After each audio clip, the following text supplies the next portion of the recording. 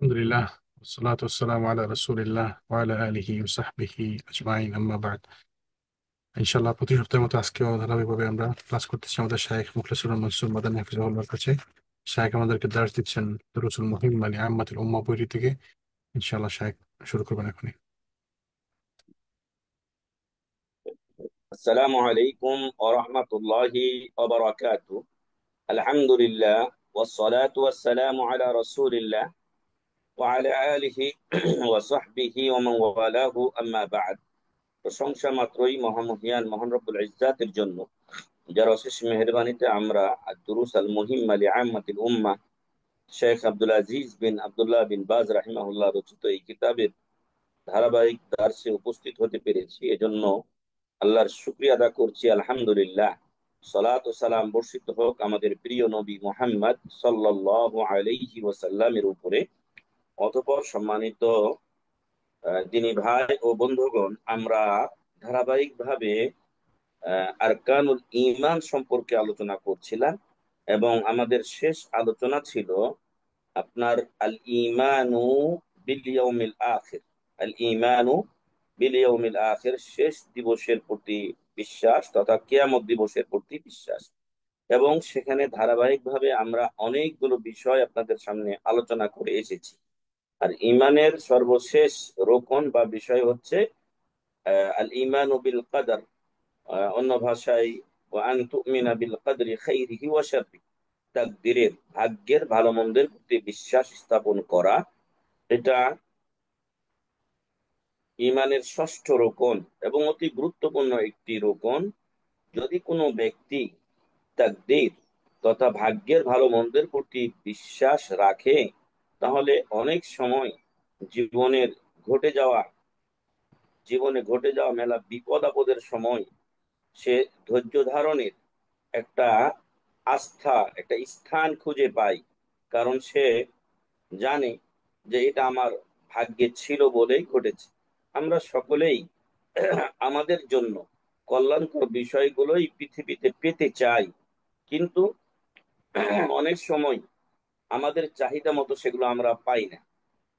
তো না পেলে মুসলিম ব্যক্তি সে এ বিশ্বাস রাখে যে এটা আমার ভাগ্যে ছিল না। যেমনটি একটি লম্বা ও দীর্ঘ হাদিসের সার কথাই বলা হয়েছে। ইবনে আব্বাস রাদিয়াল্লাহু আনহুমাকে রাসূল সাল্লাল্লাহু আলাইহি সাল্লাম বলেছিলেন, ওয়া'লাম আন্না মা আখতাআকা লাম ইয়াকুন লিয়ুসিবাক ওয়া মা আসাবাকা লাম ইয়াকুন লিয়ুখতিআক। তোমার ভাগ্যে যেটা পেয়েছো তুমি, এটা তোমার ভাগ্য থেকে চলে যাওয়ার ছিল না। আপনি সেটার জন্য প্রচেষ্টা এবং শ্রম ব্যয় করেন আর না করেন, যেটা ভাগ্যে আপনাদের আমাদের আছে সেটা আসবেই আসবে।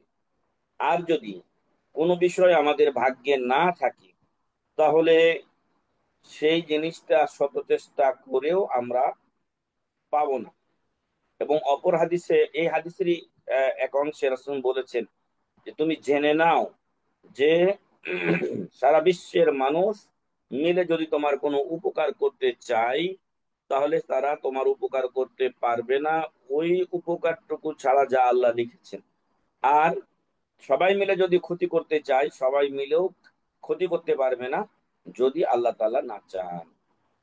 তো সম্মানিত উপস্থিতি, ফলে তাকদীরের প্রতি বিশ্বাস আপনাদের আমাদেরকে বিপদের সময় ধৈর্য ধারণের শক্তি যোগায় এবং আল্লাহর প্রতি অগাধ আস্থা ও বিশ্বাস ফিরিয়ে নিয়ে আসে যে না, আমার ভাগ্যে এটাই ছিল। ফলে সে বিচলিত হয়ে যায় না, সে আবেগপ্রবণ হয়ে যায় না, সে এই উৎকণ্ঠিত হয়ে আত্মহত্যার মতো পথ অনেক সময় অনেকে বেছে নেয়। সেটা মুসলিম ব্যক্তি কখনোই এটা বাঁচতে পারে না বা এ পথে হাঁটতে পারে না। জীবনে কষ্ট আসবে, এটাই স্বাভাবিক। আর কষ্টের জন্য ধৈর্য রয়েছে, কষ্টের জন্য এই ঈমান ও বিশ্বাস দরকার যে আমার ভাগ্যে দুটো জিনিস আছে, একটা ভালো আর একটা মন্দ। অতএব ভালো পেলে তো আলহামদুলিল্লাহ, আর মন্দ হলে ওই সময় আমাদেরকে ধৈর্যের প্রশিক্ষণ দেওয়া হয়েছে। এমনই একটা কথা বলা ভালো মনে করছি। একজন মহিলার একটা বাচ্চা মারা যায়। রাসূল সাল্লাল্লাহু আলাইহি সাল্লাম সেই দিক দিয়ে হেঁটে যাচ্ছিলেন। তখন তিনি তাকে নিষেধ করলেন যে তুমি এভাবে, ওই মহিলা কান্নাকাটি করছে, যেটাকে আরবিতে বলা হচ্ছে নিয়াহা, আমরা বাংলায় বলছি বিলাপ করা। মানে চিল্লাচিল্লি করে হাত পা বুক চাপড়িয়ে কান্নাকাটি করা। রাসূল সাল্লাল্লাহু আলাইহি সাল্লাম তাকে নিষেধ করলেন। তো এই মহিলা আসলে বিরোগ, সন্তানের বিয়োগ ও বিরোগ আহ, বেদনায় সে পেরেশান ছিল। ফলে বিরহ বেদনায় পেরেশান ছিল, যার ফলে সে বলল যে আমার কষ্ট আপনি কি বুঝবেন। তো রাসূল সাল্লাল্লাহু আলাইহি সাল্লাম, তিনি জ্ঞানী ও বুদ্ধিমান মানুষ ছিলেন, তিনি সেখান থেকে চলে গেলেন। তিনি বললেন না যে এই তুমি আমার সাথে এমন আচরণ করো, আমাকে চেনো, আমি তো বিশ্বনবী মোহাম্মদ সাল্লাল্লাহু আলাইহি ওয়াসাল্লাম। না, এই পরিচয় তিনি দেননি। উনি তাকে এড়িয়ে গেলেন, চলে গেলেন সেখান থেকে। পরক্ষণে অন্য মহিলারা তাকে বললেন যে আপনি তুমি কার সাথে এরকম রূঢ় ও কঠোর আচরণ করলে, তুমি কি জানো? তখন মহিলা বলছে কে তিনি। তো বললেন যে উনি মোহাম্মদ সাল্লাল্লাহু আলাইহি সাল্লাম। ছুটে গেলেন এই মহিলা রাসূল সাল্লাল্লাহু আলাইহি সাল্লামের দরজায়। তো রাসূল সাল্লাল্লাহু আলাইহি সাল্লাম বললেন, শুধু একটা ছোট্ট শব্দ বলেছিলেন রাসূল সাল্লাল্লাহু আলাইহি সাল্লাম, যে ইন্নামাস সাবরু ইনদা সাদমাতিল উলা, ধৈর্য ধারণ প্রথম প্রহরে করতে হয়। আমি আমার কেউ মারা গেছে, তারপরে কান্নাকাটি করে মানে সব শেষ, যতটুকু কান্না করা দরকার, চিল্লাচিল্লি করা দরকার আমরা চিল্লাইলাম, তারপরে তখন আমি বলছি যে ভাই, ভাগ্যে যা ছিল তা তো ঘটবেই। এই চিল্লাচিল্লি করার পর যদি আমি এই ধৈর্যের কথা বলি, তাহলে ওতে কোনো সওয়াব পাওয়া যায় না। বরং যখনই কেউ মারা যান, আমাদের কোনো একটা ক্ষতি হয়ে যায়, তখন ধৈর্য ধারণ করতে হবে, জানতে হবে এতটুকু আমার নসিবে, আমার ভাগ্যে ছিল। তো আল্লাহ তাআলা যেন এই তাকদীরের প্রতি আমাদেরকে বিশ্বাস রেখে ভালোর পথে আমাদেরকে হাঁটার চলার তৌফিক দান করেন, আল্লাহুম্মা আমিন। আর জীবন চলার পথে যদি কোনো আমাদের বিপদ চলে আসে, তাহলে আল্লাহ যেন সেই ক্ষেত্রে আমাদেরকে ধৈর্য ধারণ করার তৌফিক দান করেন, আল্লাহুম্মা আমিন। সম্মানিত উপস্থিতি, আমরা যে বিষয়টি নিয়ে আলোচনা করছিলাম, এখানে বলা হচ্ছে যে আল ইমানু বিল কদাই ওয়াল কাদার, পরকাল দিবসের প্রতি এই ইমানের যে আপনার 6টি বিষয় আছে, তার মধ্যে অন্যতম একটি বিষয় হচ্ছে আহ, আল্লাহর নির্ধারণ এবং ফয়সালা। কদা বলা হয় ফয়সালা, আর কাদার বলা হয় নির্ধারণ, যদিও উভয়টি বিভিন্ন স্থানে একই অর্থে ব্যবহৃত হয়েছে। তো আল্লাহর যে ফয়সালা, আল্লাহ কর্তৃক আমার ভাগ্যের যে লিখন বা নির্ধারণ, সেইটার প্রতি বিশ্বাস স্থাপন করা। ওয়াল কাদারু হুয়া তাকদীরুল্লাহি তাআলা লিল কাইনাতি হাসবা মা সাবাকা বিহি ইলমুহু ওয়াক্তাদাতহু হিকমাতুহু। আর তাকদীর বলা হয় মহান রব্বুল আলামিন এর পক্ষ থেকে বা তার কর্তৃক সারা বিশ্ববাসী, সেটা সেটা শুধু আপনারা আমরা মানুষ নই, বরং মানুষ, গরু ছাগল ভেড়া মুরগি কীট পতঙ্গ সবারই একটা তকদির আছে নির্ধারিত। একটা পিপিলিকা যে আছে, এই পিপিলিকারও একটা তকদির আছে, যে সে কখন কোথায় কখন কি খাবে না খাবে, কখন মারা যাবে, তার জীবনের চড়াই উতরাই। তো এভাবে প্রত্যেকটা জিনিসের তকদির লিখিত হয়ে আছে। এখানে বলা হচ্ছে হুয়া তাকদিরুল্লাহ তাআলা লিল কাইনাত। কাইনাত আই আল মওজুদাত, বিশ্ব বিদ্যমান যা কিছু আছে সবকিছুরই আহ, নির্ধারণ মহান রব্বুল আলমিনের পক্ষ থেকে। হাসবাবা সাবাকা বিহি ইলমু, যেইভাবে মহান রব্বুল আলমিনের জ্ঞানে আগে থেকেই ছিল। ওয়াক্তাদাতহু হিকমাতুহু, এবং মহান রব্বুল আলমিনের হিকমত ও প্রজ্ঞা জ্ঞান যেভাবে চেয়েছে, সেইভাবে সবকিছুরই যে পরিমাণ নির্ধারণ করা, সবটাকে পরিমিত করা, এটাকে বলা হয় তাকদীর।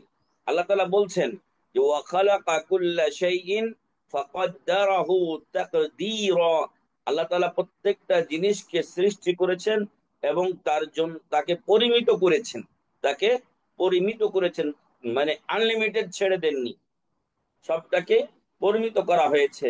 একটা গরু জন্ম নেয়, একটা ছাগল, একটা ভেড়া, একটা মুরগি জন্ম নেয়, একটা মানুষ জন্ম নেয়, তার হায়াত ও আয়ু কতদিন হবে, সে কি খাবে না খাবে, কোথায় যাবে না যাবে, কোথায় তার কতদিনের রেজেক আছে না আছে, তার জীবনে বিপদ আপদ ইত্যাদি, সুখ দুঃখ সবকিছুই, এগুলো মহান রব্বুল আলামিন আল্লাহর পক্ষ থেকে আগে থেকেই নির্ধারিত হয়ে আছে।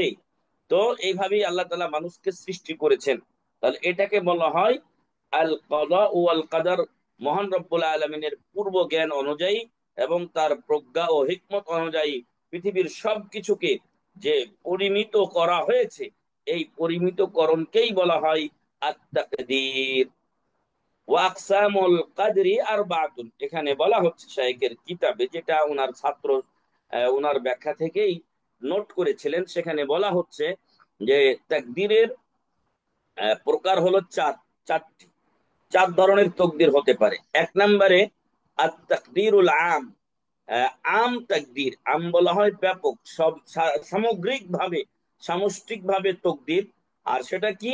وهو تقدير الرب لجميع الأشياء بمعنى علمه بها وكتابته ومشيئته وخلقه। আর সেটা হলো যে মহান রব্বুল আলামিন সব কিছুকে পরিমিত করে সৃষ্টি করেছেন, সেটা যা কিছু হোক না কেন, সেটা জড় পদার্থ হোক, সেটা এই আপনার প্রাণহীন হোক, প্রাণওয়ালা হোক, সবকেই আল্লাহ আল্লাহ যা কিছু সৃষ্টি করেছেন সবগুলো সম্পর্কে মহান রব্বুল আলামিন জানেন। সেগুলো তার আগে লিখেছেন লৌহে মাহফুজে, ওমাশিয়াতুহু, এবং এগুলোকে তিনি ইচ্ছা করেন এবং তারপরে তিনি সৃষ্টি করেন। কোনটার আগে কোনটা হয় সেটা আমরা শেষাংশে আমরা বলবো ইনশাআল্লাহ। তাহলে এক নম্বর তাকদীর হলো যে সামগ্রিক ও সামষ্টিক, সমষ্টিগত ভাবে সবকিছুরই ভাগ্য নির্ধারণ করা মহান রব্বুল আলামিন কর্তৃক, এবং এ সম্পর্কে তার জ্ঞান আছে, আগে থেকে ছিল, আছে, সর্বদাই আল্লাহ তাআলা জানেন, ইচ্ছা করেন এদেরকে সৃষ্টি করার, এবং তাদেরকে সৃষ্টি করেন।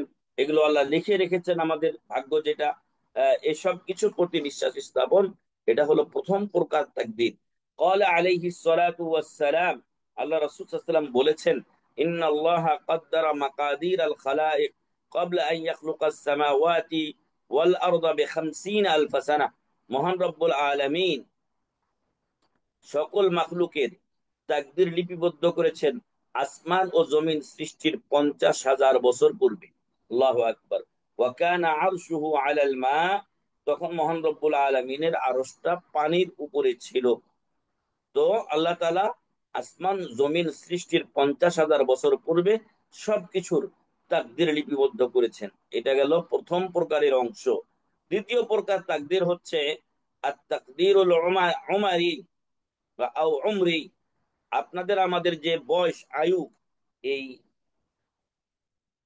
প্রত্যেকের বয়স অনুযায়ী একটা তাকদীর আল্লাহ তাআলা লিপিবদ্ধ করেন। وهو تقدير كل ما يجري على العبد في حياته الى نهايه اجله। আর এটা হলো প্রত্যেক বান্দার ওই জীবন, যেদিন থেকে সে ভূমিষ্ঠ হয়েছে, জন্ম হয়েছে, ওই দিন থেকে তার মৃত্যু পর্যন্ত যা কিছু ঘটবে, এই তকদিরটাকে বলা হচ্ছে আর তাকদিরুল উমরি। অর্থাৎ আপনার পুরো লাইফের, পুরো জীবনের একটা তাকদির, ভাগ্য লিখন আল্লাহ তাআলা করে রেখেছেন। আর قال عليه الصلاة والسلام, রাসূল সাল্লাল্লাহু আলাইহি ওয়াসাল্লাম বলেছেন, ইন্না আহাদাকুম ইউজমাউ খালকুহু ফি বাতনি উম্মিহি 40 ইয়াওমান নুতফাতান, তোমাদের প্রত্যেককেই যখন সৃষ্টি করা হয় তখন সে মায়ের রাহিমে, মায়ের গর্ভে 40 দিন নুতফা বা শুক্র আকারে থেকে যায়। যখন একটা মা ও বাবার মিলন হয়, তখন যদি আল্লাহ তাআলা তাদের ভাগ্যে সন্তান লিখেন, ছেলে হোক মেয়ে হোক, মায়ের পেটে গিয়ে শুক্র আকারে এটা 40 দিন থেকে যায়। সুম্মা ইয়াকুনু আলাকাতান মিসলা যালিক, তারপরে 40 দিন পরে এটা জমাট রক্তে পরিণত হয়। সুম্মা ইয়াকুনু মুদগাতান মিসলা যালিক, এরপরে অনুরূপ 40 দিনে এটা একটা গোস্তের পিণ্ডে, মাংসের পিণ্ডে রূপান্তরিত হয়। তাহলে 3 40, 3 4 12, 120 দিন, যাকে বলা হচ্ছে 4 মাস। এই 4 মাসের পরে সুম্মা ইউরসিলুল্লাহু আল মালাকা ফায়ানফুখু ফিহি রূহ, 4 মাস পরে আল্লাহ তাআলা ফেরেশতা পাঠান এই ব্যক্তির কাছে, সে নারী হোক বা পুরুষ হোক, এবং আল্লাহর পক্ষ থেকে এই দেহটার মধ্যে তখন রূহ দেওয়া হয়। এই যে মায়ের পেটে গর্ভে যে সন্তান নবজাতক আসতেছে, 4 মাস পর্যন্ত এইভাবে তার পরিবর্তন হয়। 40 দিন শুক্র, 40 দিন জমাট রক্ত, তারপরে গোস্তের পিণ্ডে পরিণত হয়। এরপরে এটাতে গোস্তের মধ্যে হাড্ডি আল্লাহ তাআলা দিয়ে দেন। এবার এটা আল্লাহর ইচ্ছা, আল্লাহ যেভাবে চান সেভাবে তাকে সৃষ্টি করেন। তারপরে ফেরেশতা পাঠানো হয় 4 মাস পর। ফেরেশতা এসে তার মাঝে রূহ ফুঁকে দেন। ওয়ায়ুমারু বিআরবাই কালিমাত, এবং উক্ত ফেরেশতাকে আল্লাহ তাআলা 4টি বিষয়ের নির্দেশ দেন। বিকিতাবাতি রিজকিহি, তার রিজিক কি হবে। আমরা রিজিকের জন্য দৌড়ে বেড়াই, বিভিন্ন ভাবে আমরা ছুটাছুটি করি। অনেকেই আছে এমন হতভাগা, হালাল হারামের তোয়াক্কা করে না, অথচ তার ভাগ্যে যা রিজিক লেখা আছে এর কমতিও হবে না, ঘাটতিও হবে না।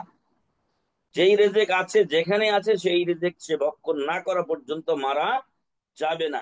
কিন্তু এই রেজেকের কারণেই আমরা, বা এই রেজেকের জন্যই আমরা হালাল ও হারামকে এড়িয়ে অনেক সময় আল্লাহর দ্রোহিতাই, আল্লাহর এই শরীয়তের বিরুদ্ধে অবস্থান করে, দুনিয়াতে আমার অনেক টাকা পয়সা দরকার, ওই পিছনে আমরা ছুটে বেড়াই, নাউজুবিল্লাহ মিন জালিক।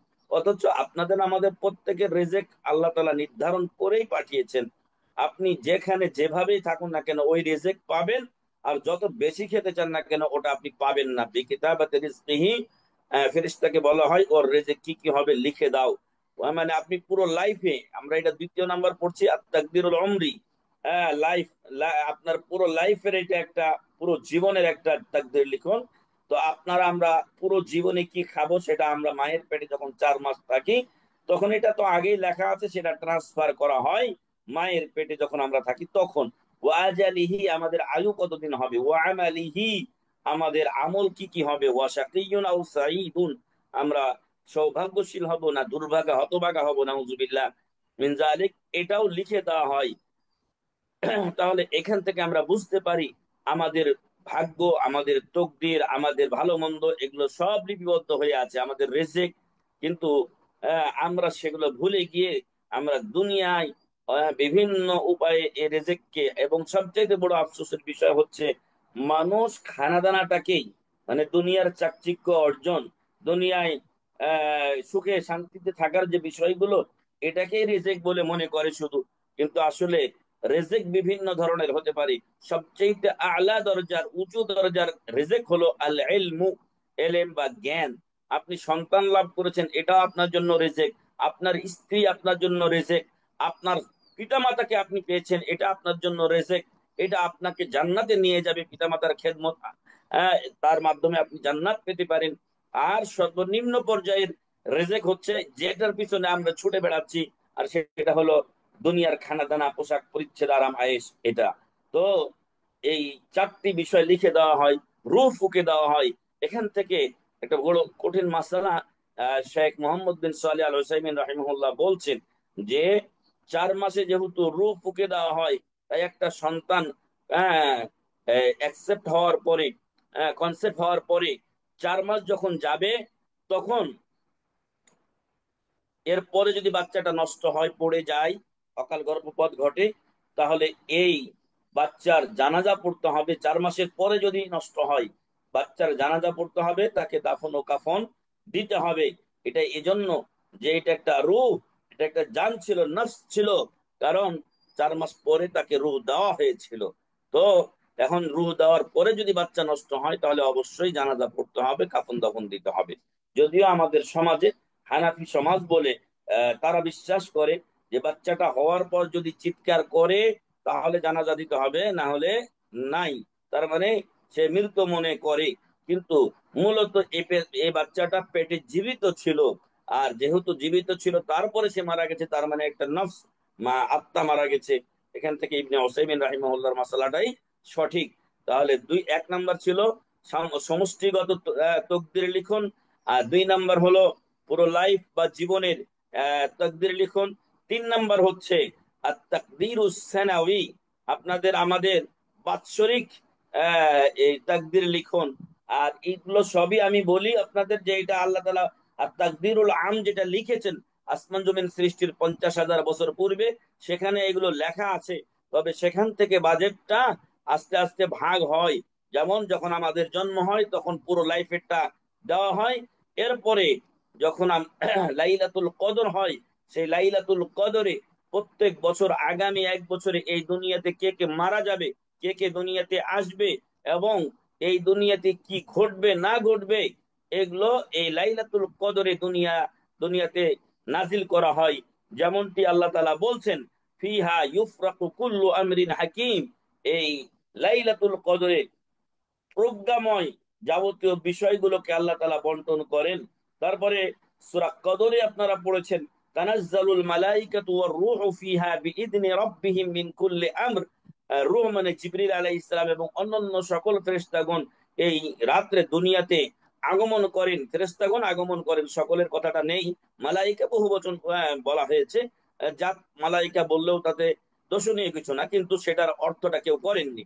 তো বলছে ফেরেশতাগণ এবং রূহ জিবরিল আলাইহিস সালাম এই আহ, রাত্রে দুনিয়াতে আগমন করেন। তানাজ্জালুল মালাইকাতু ওয়ার রূহু ফিহা বিইذনি রাব্বিহিম, তাদের রবের অনুমতি ক্রমে, মিন কুল্লি আমর, এই বিকুল্লি আমর, আগামী 1 বছর কি ঘটবে, কাকে আল্লাহ তাআলা ইজ্জত দিবেন, কাকে আল্লাহ তাআলা লাঞ্ছিত করবেন, কাকে আল্লাহ তাআলা কতটুকু হায়াত দিবেন, কে এই বছর বাঁচবে, কে এই বছর মরবে, এটা এই লাইলাতুল কদরে নির্ধারণ করা হয়। ফায়ুক্তাবু ফি লাইলাতিল কদরে মা ইয়াহদুসু ফিস সানাহ মিন মাউতিন ওয়া ইজ্জিন ওয়া যিল্লিন ওয়া গায়রি যালিক। তো লাইলাতুল কদরে এটা চূড়ান্ত যে ফয়সালা আছে ওই লৌহে মাহফুজ থেকে তখন এখানে দুনিয়াতে নাজিল করা হয়, যে আজকে এই এই বছরে কারা কারা মারা যাবে, কারা কারা জন্মগ্রহণ করবে, কে ইজ্জত পাবে, কে জিল্লত লাঞ্ছিত অপমানিত হয়ে দেশ ছেড়ে পালিয়ে যাবে, ইত্যাদি এসবগুলো এই লাইলাতুল কদরে নাজিল করা হয়। 4 নম্বর তাকবীর হচ্ছে আর তাকবীরুল ইয়াউমি, দৈনন্দিন মানুষের জীবনে যে যা কিছু ঘটে যায় সেই নির্ধারণ, সেই তকদির। ওয়ায়াদুল্লু আলাইহি কওলুহু তাআলা, এর প্রমাণ হলো আল্লাহ তাআলার বাণী, কুল্লা ইয়াউমিন হুয়া ফি শান, ও কুল্লা ইয়াউমিন হুয়া ফি শান, মহান রব্বুল আলামিন প্রত্যহ কোন না কোন আহ, অবস্থানে থাকেন। তার মানে তার অবস্থান, তার কাজকর্ম, তার বিভিন্ন এই পরিচালনা, এটা প্রত্যেকদিন একরকম থাকে না, এটা পরিবর্তন হয়। যেমনটি এখানে তফসিরে বলা হচ্ছে যে রাসূল সাল্লাল্লাহু আলাইহি ওয়াসাল্লাম বলছেন, মিন শাআনিহি আন ইয়াগফিরা যামবান, আল্লাহ তাআলার যেই এই কর্ম যজ্ঞ বা কর্ম রয়েছে, তার অংশ দৈনন্দিন আল্লাহর যে কর্মগুলো তার মধ্যে অন্যতম হলো আন ইয়াগফিরা যামবান, কোন বান্দা আল্লাহর কাছে ক্ষমা চাইবে, আল্লাহ তাকে ক্ষমা করবেন, এটাও আল্লাহর কাজ। ওয়া ইয়াফরুজা কুরবান, কারবান, কুরবান, কারো যদি বিপদ থাকে সেই বিপদটা তিনি দূর করবেন।